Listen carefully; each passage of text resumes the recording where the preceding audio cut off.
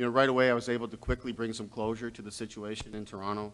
It was important for me as, I released a video shortly thereafter to thank people and bring some closure to me to the situation, because I didn't quite know what was going to be next and what was ahead. But I did know that I wanted to bring some closure to the situation in Toronto, knowing that I learned and grew a lot through that opportunity.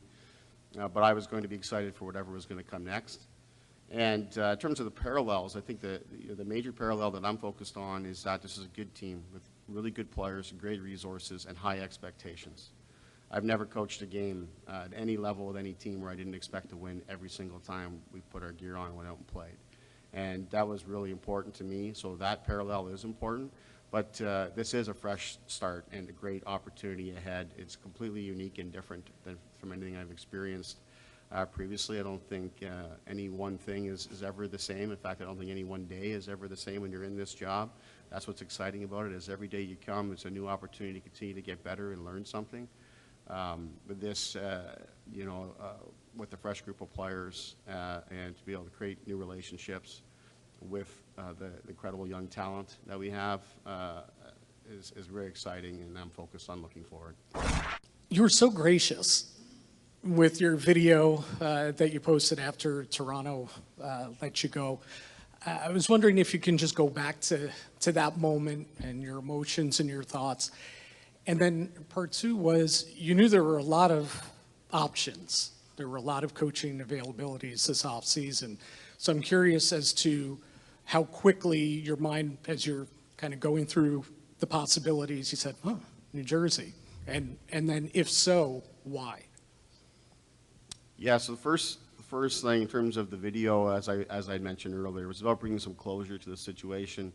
I had a pretty good sense that day, I believe it was a Thursday perhaps, but I had a pretty good sense that day I was going to wake up and be called in for a meeting, and knew what the result was going to be. I didn't sleep much that night. I was up around 3 a.m. and rolling around in bed, and knew I wanted to bring some closure to the situation, and had the idea of having a video like that. I just thought it's an easy way. I didn't want to spend much time going through any sort of media or anything like that, but I wanted to be able to share a message to the fans and to everyone that I've been a part of. I spent a lot of years in Toronto as the coach of the Marlies and the Leafs, and worked with some incredible people, and wanted to be able to control my message and get it out there.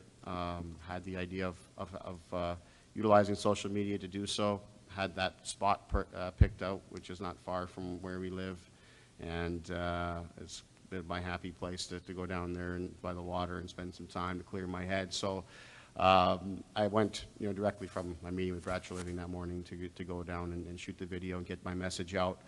And then from there, I didn't quite know what was going to happen next, quite frankly.